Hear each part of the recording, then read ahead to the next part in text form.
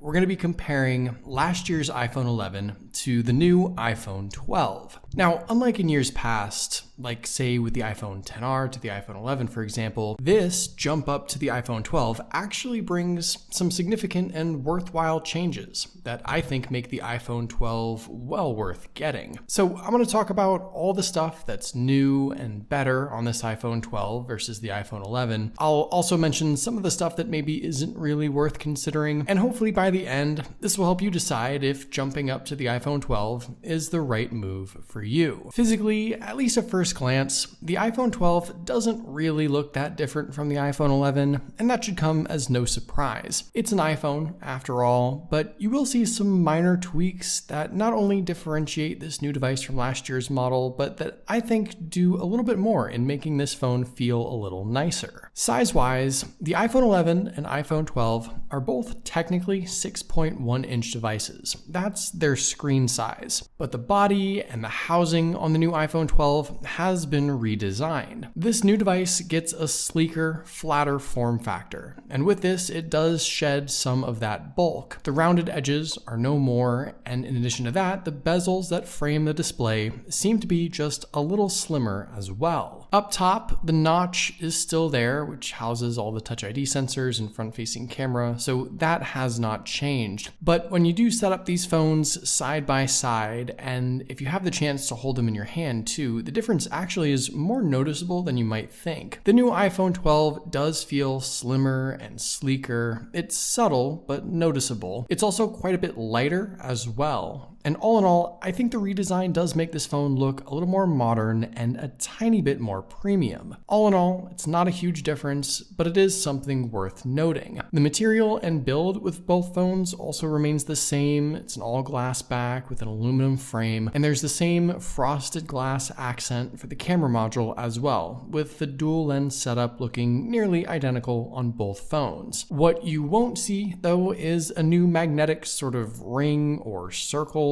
under the back glass of the iPhone 12, and this is designed to work with all those new MagSafe accessories Apple has been advertising pretty heavily. So if you're into that, that's one more reason to maybe consider the iPhone 12, though actually something like the new MagSafe Qi charger will still work with the iPhone 11, since it is just a charger after all. Most everything else with the two devices physically is about what you'd expect. On the left side, of course, you'll find the volume buttons and mute switch, though towards the bottom on this side, the iPhone 12 has its SIM card tray. On the right, both of the phones, of course, have the power button, but on the iPhone 11, this is where its SIM card tray is also. And you'll see on the iPhone 12, it has this sort of plastic-looking slit. This isn't a button or a sensor or anything like that. It's actually just a 5G antenna, and only the US models of this phone have that. Down below, there's the same Lightning port on both phones, as well as the speaker and microphone setup, though the iPhone 12 has a few less holes down there. Both phones do, of course, have a stereo speaker setup with the secondary speaker in the earpiece up there, along with all those Face ID sensors I already mentioned. And around back, once again, just a similar physical camera setup, which I will go more in depth with in just a second. Before we get into the important stuff, just two more quick things to note. The dual stereo speaker setup on both phones, to me, sounds pretty much the same, and here's a quick sample so you can get an idea.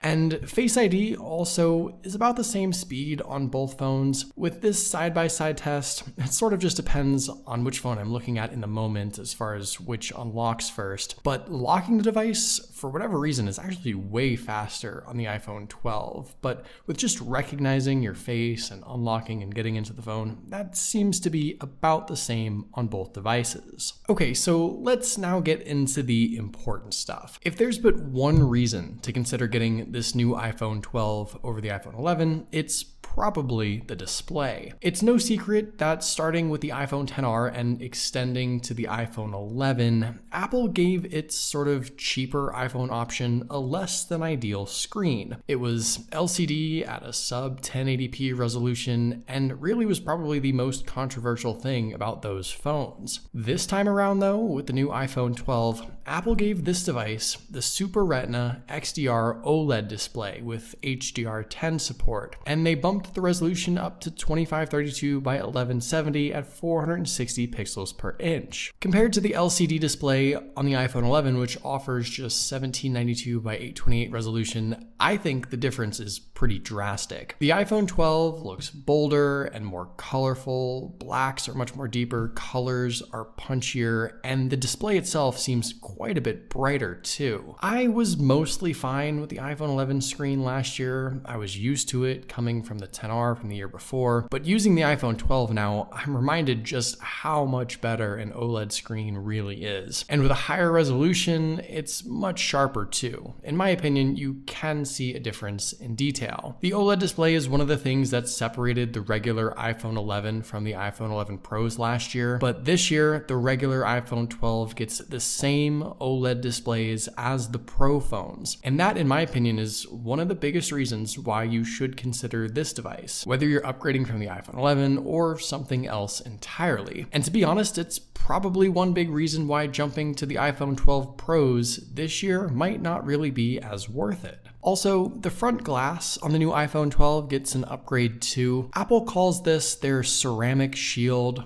It's a tougher coating meant to help keep the iPhone 12 crack-free in the event of a drop. So in theory, this new phone should be a little tougher, though obviously it's still glass after all, no matter what Apple coats it in or calls it. So with a particularly tough or unlucky fall, it may still shatter, unfortunately. The other big upgrade I think most people will notice and probably appreciate with the new iPhone 12 is with the cameras. Now, hardware-wise, there's actually not much to mention here. Both the iPhone 11 and new iPhone 12 offer a dual lens rear setup with a main shooter and an ultra-wide lens, and the actual camera specs aren't really that different. In fact, even in the camera app, you might not actually notice any changes at all, at least at first. But when you start shooting with the iPhone 12, I think you'll almost immediately realize just how much better and more capable this phone is in every condition and now with every lens. The new iPhone 12 can utilize the ultra-wide lens with night mode and with deep fusion, something the iPhone 11 couldn't do. The selfie camera can even use night mode and deep fusion. Again, features not offered on the iPhone 11. And the everyday picture results in general, I think, show a little bit of a difference too, but really it's going to be those low light and nighttime shots that are the biggest upgrade on the iPhone 12. And for video, the new iPhone 12 can of course utilize Dolby Vision HDR, something maybe professionals might be keen on utilizing to really get the most of shooting on this new phone. Now, I am going to have a dedicated camera comparison to go more in depth with these two phones in a separate video, but just know that with the iPhone 12, you really have quite a bit more potential with pictures and video for just about every scene or subject. And I do think being able to utilize basically every combination of lens and shooting mode together now opens up a ton of possibilities that just aren't offered with the iPhone 11. Performance-wise,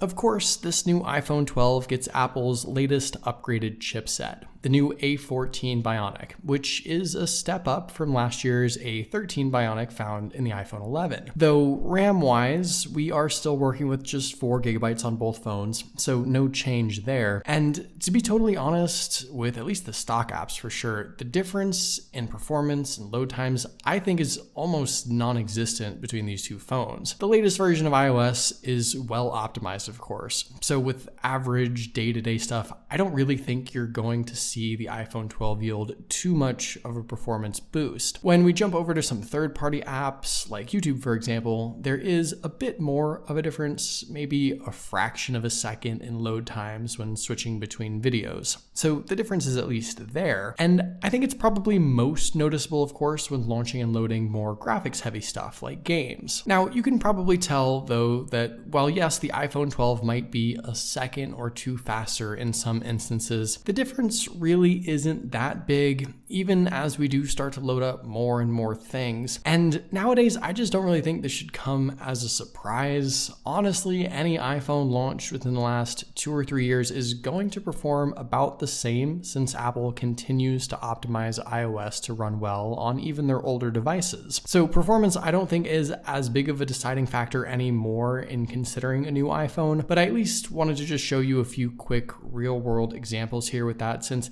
the difference is kind of still there after all. It's just probably not going to be that noticeable unless you're coming from like a much older device. Now, interestingly enough, one thing that might actually be a downgrade with the iPhone 12 is the battery life. Size-wise, the iPhone 11 had a 3110 milliamp battery inside, and the new iPhone 12 gets a bump down to 2815 milliamps. That's not a huge difference in size, but over the last week, with some real-world use, I've actually found myself getting about an hour more out of my iPhone 11 over the new iPhone 12. And that kind of surprised me. Interestingly enough, this trend seems to extend even to the iPhone 12 Pros as well. Last year's iPhone 11 Pro and Pro Max seemed to just offer better battery life. The battery life differences is something that Apple notes on their website. The iPhone 12s aren't necessarily supposed to have any better battery life this time around, which I think is honestly a bit of a miss here. That is usually something Apple improves on and talks about in their keynotes, but it just isn't the case this year. So if battery life is a huge concern for you, you might notice the iPhone 12 to be a little lacking. One other thing that's lacking on the iPhone 12 is included accessories. With the iPhone 11, you got earbuds, a charging brick, and lightning cable all included in the box. And this time with the iPhone 12, you get just a lightning to USB-C cable. It's not all that helpful for a lot of people, but at this point, Apple figures you may have enough earpods and charging bricks laying around your house already that you likely don't need any more. Finally, the new iPhone 12 is also the first iPhone with 5G network support. Now, I'm talking about this last because,